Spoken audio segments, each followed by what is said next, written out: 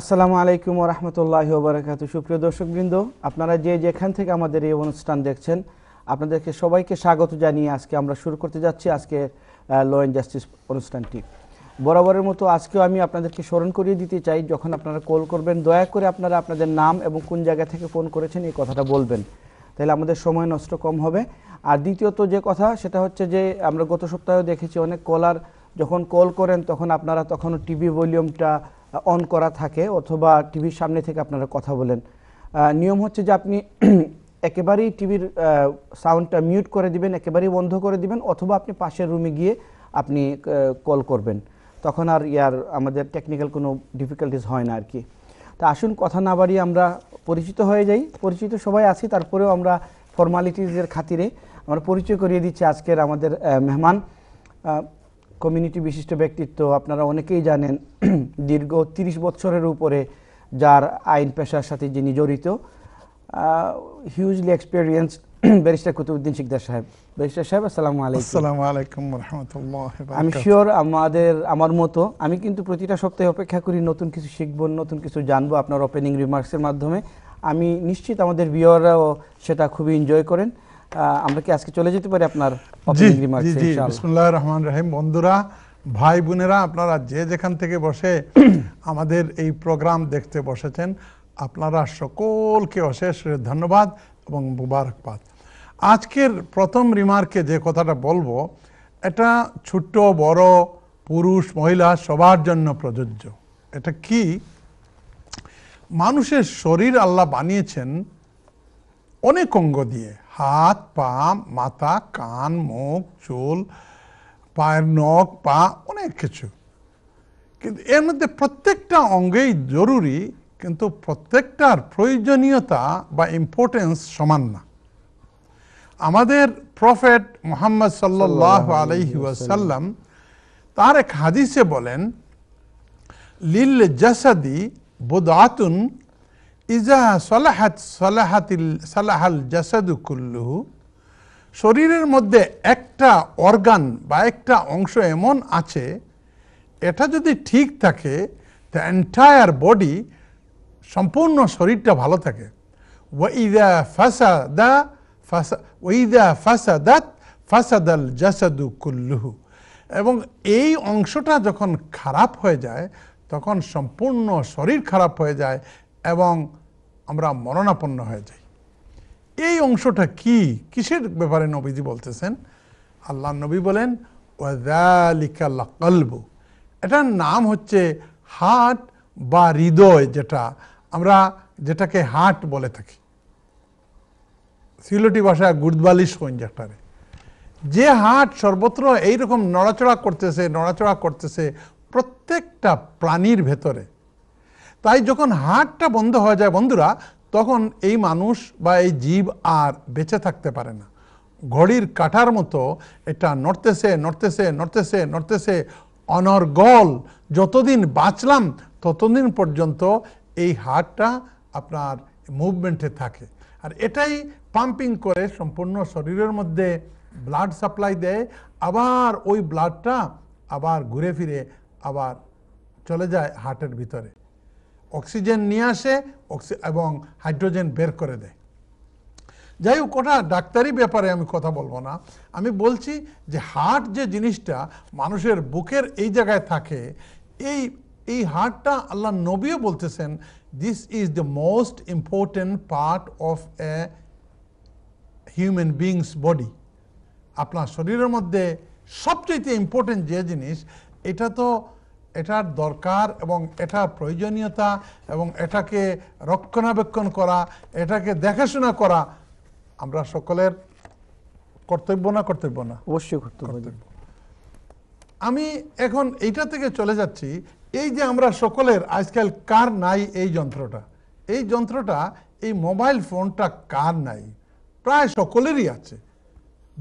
Billion পিপলের mobile phone. আমি দেখেছি কোনো বন্ধুরা এই মোবাইল ফোনটাকে তার উপরের পকেটে এইখানে রেখে দেন। এমনকি শিক্ষিত মানুষরাও দেখেছি, প্রফেশনাল মানুষদেরকেও দেখেছি এবং হুজুরদেরকেও দেখেছি। আমি বলি বন্ধুরা, এই মোবাইল ফোনের মধ্যে এমন একটা জিনিস আছে যেটাকে রেডিয়েশন বলে। আপনি দেখবেন ইমোতে গিয়ে বাংলাদেশ থেকে লিখতেছে, আর ঠিক যে মুহূর্তে উনি লিখতেছে আপনি দেখতেছেন যদি ভুল হয় তো উনি শুদ্ধ করতেছে, দেখা যায়। এটা কি? এমন একটা জিনিস ইথার, যেটা রেডিয়েট করে এখান থেকে বাংলাদেশ পর্যন্ত সেকেন্ড লাগে না ওখানে চলে যায়।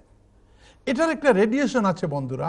এই ব্যাটারি থেকে দেখেন যাদের হার্টের মধ্যে প্রবলেম তারা করে কি, ডাক্তার সাহেবরা ওনাদেরকে পেসমেকার লাগিয়ে দেয়। পেসমেকারও এরকম একটা ব্যাটারির মতো জিনিস। এই ব্যাটারিটা যদি, এই ফোনের ব্যাটারিটা যদি রেডিয়েট করে আপনার হার্টের মধ্যে, এটা আপনার ক্ষতি করতে পারে। তাই ফোন যখন রাখবেন, আপনি ফোনটা রাখবেন নিচের পকেটে অথবা দূরে, কোনো সময় এই হার্টের পাশে এখানে যেন না রাখেন, এটা অনুরোধ করব। হ্যাঁ, মজার আরেকটা কথা বলি, এই টেলিফোন আসার, আমরা যখন এই মোবাইল ফোন ছিল না তখন হয়তো কি আমরা ওই যে ল্যান্ড ফোনের একটা রিং ছিল, ক্রিং ক্রিং বলে একটা রিং করতো। আর এই মোবাইল ফোন আসাতে অনেক ধরনের হান্ড্রেডস অফ রিংটোন এসেছে, তাই না? জি খান সাহেব, জি জি, হান্ড্রেডস অফ রিংটোন। এমনকি রিংটোনে করেছে কি, কে কারো ফোনে গান বাজে, কারো ফোনে বিসমিল্লা বাজে, কারো ফোনে আজান বাজে, কারো ফোনে সুন্দর সুন্দর মিউজিক বাজে, এবং কারো কারো ফোনে ওই ফোন ম্যানুফ্যাকচারের দেয়া প্রায় 50টা রিংটোন আছে, এগুলো থাকে। কিন্তু বন্ধুরা, আপনি যখন রিংটোন সিলেক্ট করবেন, দয়া করে অনুগ্রহ করে এমন কোনো জিনিস সিলেক্ট করবেন না, যেমন একজনকে দেখলাম যে সে সূরা ইন্না আতাইনা করে ফেলছে।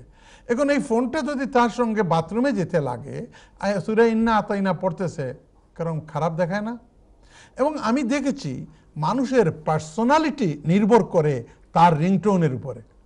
আমি একটা ঘটনা বলি, আমার অফিসে প্রত্যেক সপ্তাহে কত অনেক লোক আপনার বেলফাস্ট থেকে, ম্যানচেস্টার থেকে, লিভারপুল থেকে, এডিনবরা থেকে, পোর্টসমাউথ থেকে, কার্ডিফ থেকে, এমনকি ইউরোপের শহরের ও লোকজন আমার কাছে এই লিগ্যাল অ্যাডভাইসের জন্য আসেন। এই সেদিন মাদ্রিদ থেকে এক ভদ্রলোক আসলেন, উনি সকালে এসে গেটউইক নামলেন, আমার কাছে অ্যাডভাইস নিয়ে বিকেলে আবার মাদ্রিদ চলে গেছেন। ইউরোপ থেকেও আসে। তো আমি করেছি কি, আমার যে রুমে বসা, আমার রুমে ঢুকার আগে আমি বলি অথবা লেখা থাকে যে আপনি কাইন্ডলি আপনার ফোনটা সুইচ অফ করে আসবেন, কারণ টাকা দিয়ে অ্যাডভাইস নিতে এসেছেন, আপনি যদি ফোন রিসিভ করেন তাইলে তো কনসেন্ট্রেশন থাকবে না। সেদিন কিছুদিন আগের কথা, 3 জন ভদ্রলোক আসছে একসাথে এক গ্রুপে। তো উনি এসেছেন যখন, তখন দেখলাম কোনো বাচ্চা কাচ্চা কেউ নাই, 3 জনই পুরুষ। তো আমি করি কি, বাচ্চাদেরকেও নিয়ে আসে। এই যে হলিডে সিজন যাচ্ছে না, বাচ্চারা আসলে আমি আমার এক ড্রয়ারের ভিতরে বিভিন্ন ধরনের সুইট রাখি। একটা বাচ্চাকে একটা সুইট দিলে মনে করে ওই দাড়িওয়ালা বারিস্টারটা ভালো মানুষ মনে হয়, নতুবা মনে করে কি এত ফর্মেল। তো বাচ্চাদেরকে একটু আসলেই একটা সুইট দেই। তো 3 জন লোককে অ্যাডভাইস শুরু করব, তখন আমাদের সিস্টেম হলো যে কম্পিউটারেও রেকর্ড থাকে, আপনি যদি আমার কাছে অ্যাডভাইসে আসেন, এবং খাতার মধ্যেও লিখে রাখি আপনার নাম, আপনার জন্ম তারিখ, এদেশে আসলেন কবে, আপনি কি কারণে এসেছেন, এই সব আমাদেরকে রেকর্ড রাখতে হয়। তো আমি কথা বলছি আর রেকর্ড রাখছি, এর মধ্যে শুনি একটা বাচ্চা ডাকতেছে আব্বু আব্বু পরে ডাকতেছে। আমি বললাম, রে 3টা লোক একসাথে ঢুকলো, ওখানে তো কোনো বাচ্চা ছিল না। আরে বাচ্চা কোথায়? বাচ্চা তো দেখলাম না। তখন আমি ভাবলাম ওকে সুইট দিতে হবে, না দেখি বাচ্চা কোথায়। হ্যাঁ, তখন বলতেছে ওই একজন পুরুষ বলতেছে, বারিশা সাহেব মাফ করবেন, এই আমার একটা ফোন আসছে, আপনি যদি মাইন্ড না করেন এই ফোনটাকে ধরে ফেলি। ও আচ্ছা, আপনার একটা রিংটোন, জি ঠিক আছে ধরেন। তো ভদ্রলোক ফোন ধরছে, বলছে যে হ্যাঁ পেঁয়াজ লাগবে, আর ঠিক আছে পেঁয়াজ নিয়ে আসবো। আর কি লাগবে? ওই বাঁচা মাছ, আচ্ছা তাও নিয়ে আসবো। আচ্ছা ওই যে উইকেন্ডে মেহমানরা আসতেছে, আর কি লাগবে? আরে রানী মাছ পারলে একটু নিয়ে আসো। এগুলো কথা শেষ করে রাখলো। মনে হলো যেন স্বামী স্ত্রী দুইজনে কথা বলতেছে। তো আমি আর আমার লোভ সামলাতে পারলাম না, এই লোককে যদি আমি একটু রেকটিফাই না করি তাইলে এটা। আমি বললাম, ভাই এটা আপনার রিংটোন? বলে হ্যাঁ। বলে আপনার রিংটোনে বুঝি আব্বু আব্বু বলে ডাকছেন, আপনার ওয়াইফে ফোন করলো, তাইলে বোঝা গেল আপনার ওয়াইফে কি আপনাকে আব্বু আব্বু বলে ডাকলো? আপনি চিন্তা করেন, সে রেখেছে, ওনার ওয়াইফ ফোন করেছে, তার ফোনের রিংটোনে আব্বু আব্বু বাজতেছে। বন্ধুরা, রিংটোনগুলো সাধারণত ইয়াংদেরকে বলতেছি, রিংটোনগুলো একটু একটু নিজের সঙ্গত এবং সমীচীন রিংটোন রাখবেন।